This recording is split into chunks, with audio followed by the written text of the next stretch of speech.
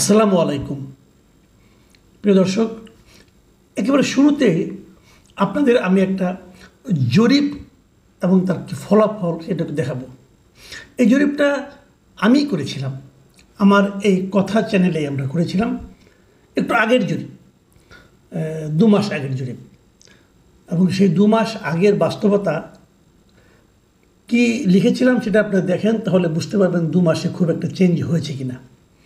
আমাদের প্রশ্নটা ছিল, দেশের প্রত্যন্ত অঞ্চলে ব্যাপক চাঁদাবাজির অভিযোগ দেখা যাচ্ছে।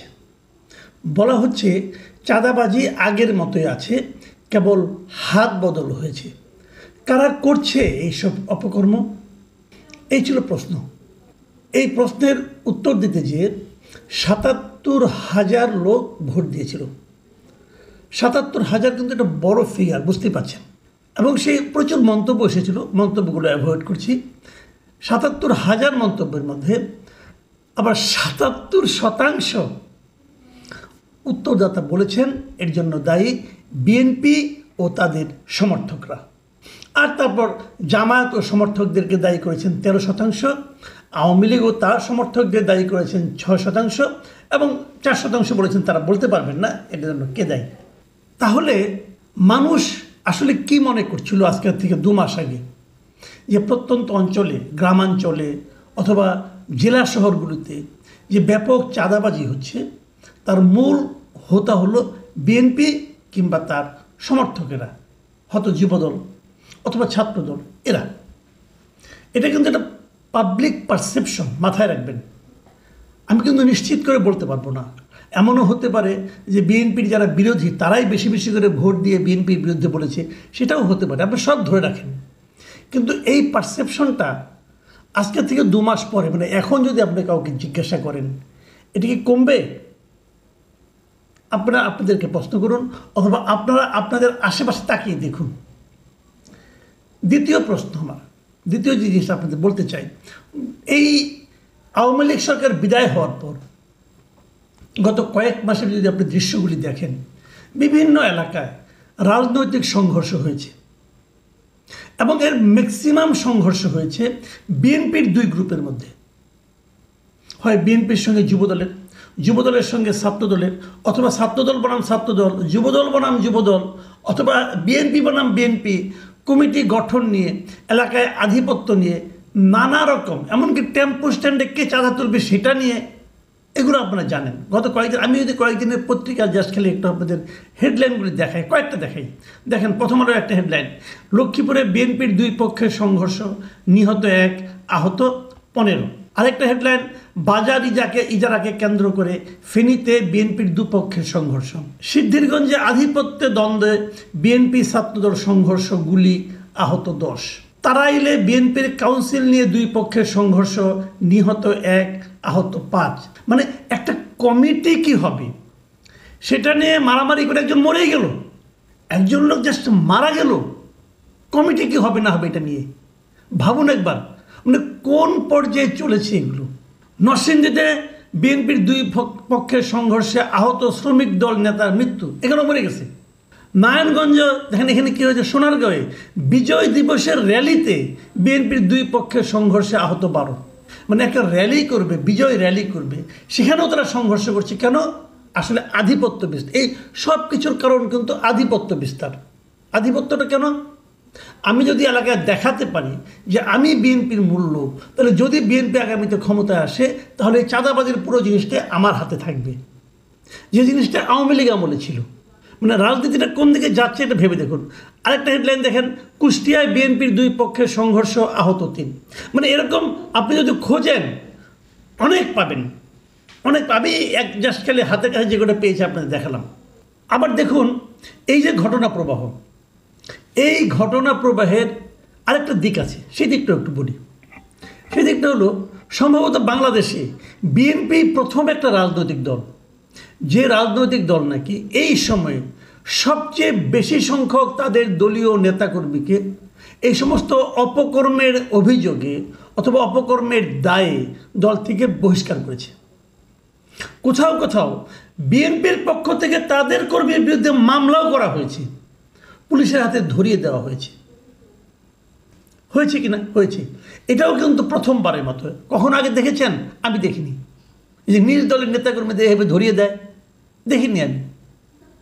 তাহলে এই সব কিছু আমি বললাম বিএনপি নিয়ে। কেন বললাম সে আলোচনাটা একটু আসি, সংক্ষেপে আসি, বেশি বড় করলে অনেক বড় হয়ে যাবে। প্রশ্নটা হলো, প্রথম প্রশ্নটা করি, এই যে মারামারিগুলি হচ্ছে, এই মারামারিগুলিতে এই যে অঘটন অপকর্মগুলি হচ্ছে, এতে বদনাম হচ্ছে কার? বিএনপির। ভাবুন, যদি সামনে নির্বাচনে হয় একটা, সেই নির্বাচনে এই ঘটনাগুলি যদি উপস্থাপিত করা হয়, ক্ষতি হবে কার? বিএনপির। তাহলে বিএনপি কেন নিজের ক্ষতিটা নিজে বুঝতে পারছে না? নাকি বুঝতে পারছে, কিছু করতে পারছে না? যা কিছু করছে তারা, তাতে কি এটা থামানো যাচ্ছে? না, যাচ্ছে না। সেটা হলো মরুভূমিতে এক ফোঁটা পানি ফেলার মতো হচ্ছে, সেই পানি হারিয়ে যাচ্ছে। তাহলে এই যে ঘটনাগুলি ঘটছে, লাভ হচ্ছে কার? এটাই হলো $1,000,000 কোশ্চেন। লাভ হচ্ছে কার? দেখেন, অপরাধ বিজ্ঞানে একটা কথা বলা হয়, যখন কোনো অঘটন ঘটে, ধরুন একটা হত্যা হলো, একটা বড় ধরনের অন্যায় হলো, একটা ডাকাতি হলো, যা কিছু ঘটলো, যখন এরকম একটা অন্যায় ঘটে, অপরাধ বিজ্ঞানীরা প্রথমে যে কাজটা করেন, প্রথমে তারা যে দেখেন এতে বেনিফিশিয়ারিকে, মানে কার লাভ হচ্ছে, কার সুবিধা হচ্ছে, এবং সেটাই হলো সবচেয়ে ইম্পর্টেন্ট। এখানেও তাই। বলুন তো, লাভটা কার হচ্ছে? লাভটা কার হচ্ছে? বিএনপি তো ধরে নিয়েছে, অনেকে বলে যে না, বিএনপি আগামীতে নিশ্চিন্ত ক্ষমতায় আসবে। আসবে কি নিশ্চিন্ত? আপনারা কীভাবে নিশ্চিন্ত ভাই? আমরা কিন্তু এরকম দেখেছি 91-এ যখন এরশাদের পতন হলো, এরশাদের পতন হওয়ার পর অনেকে নিশ্চিন্ত হয়ে গিয়েছিলেন যে আওয়ামী লীগ ক্ষমতায় আসবে। সবাই ধরে নিয়েছিল। আওয়ামী লীগের সভানেত্রী তৎকালীন শেখ হাসিনা 3 জায়গা থেকে দাঁড়িয়েছিলেন, ঢাকার তেজগাঁও থেকে, আর পুরনো ঢাকা থেকে, আর নিজের বাড়ি টঙ্গিপাড়া থেকে। টঙ্গিপাড়ায় না দাঁড়ালে তার খবর আসছিল, কারণ উনি তেজগাঁওতে মেজর মান্নান নামে একটা অখ্যাত লোকের কাছে হেরে গেছিলেন, এবং পুরনো ঢাকায় সাদেক হোসেন খোকার কাছে হেরে গিয়েছিলেন, এবং দল হিসেবে আওয়ামী লীগ ওই নির্বাচনে পরাজিত হয়েছিল। কেউ চিন্তাও করেনি, কেউ না। কিন্তু নির্বাচনটা এরকম, কি হবে আপনি বলতে পারবেন না। এখনই হয়তো বিএনপির অনেক নেতা মনে মনে ঠিক করে নিচ্ছেন মন্ত্রী ইলেকশনের পর উনি কোন মন্ত্রণালয় নেবেন, কেউ জানে না কি হবে। নির্বাচনটা এমন। তাহলে ক্ষতিটা হচ্ছে কার? আমি সেই প্রশ্নটা আবার আসি, অথবা লাভটা হচ্ছে কার? দেখুন, এখন আরেকটা কথা বলি। ইদানিং একটা কথা প্রায় শোনা যাচ্ছে যে বিএনপি কেবল নির্বাচন করে বলা হচ্ছে, কিন্তু তার মানে ওই যে যেন ভাবখানা এরকম বিএনপি নির্বাচন হলেই জিতে যাবে, সেটা যে নিশ্চিত না, এটা আপনারা বুঝতে পারছেন।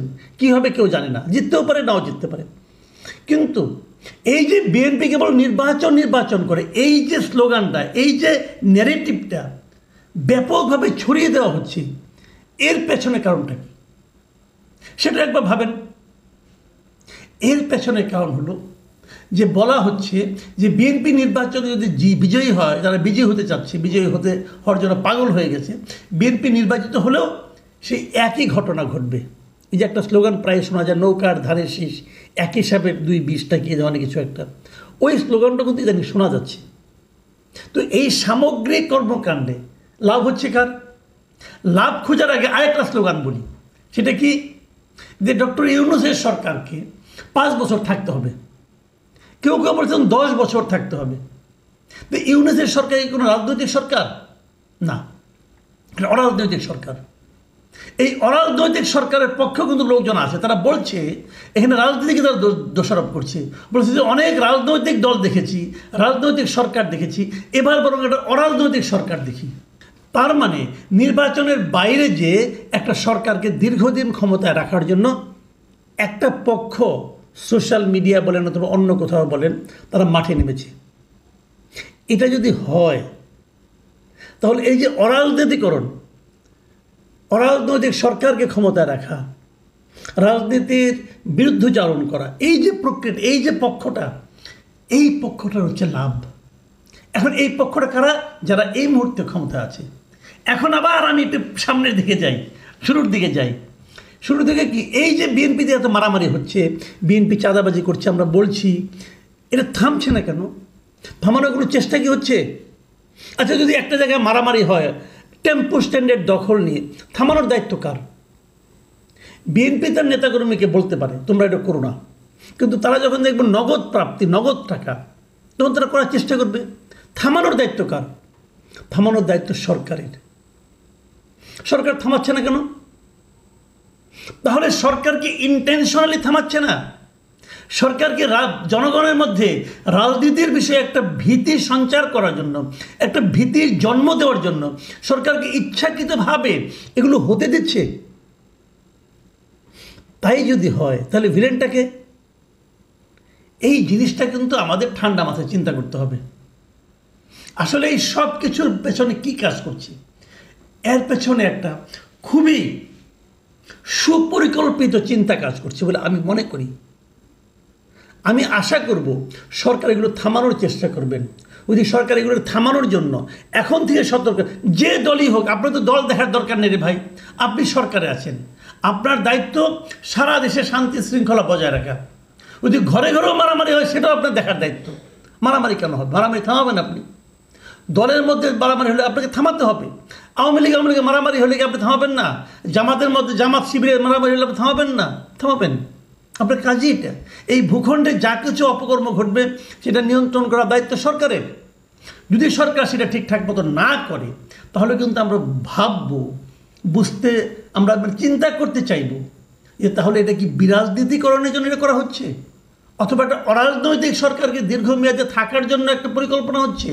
এই জিনিসগুলো প্রিয় দর্শক আপনারা একবার ভাববেন। এখন এ পর্যন্তই। আল্লাহ হাফিজ।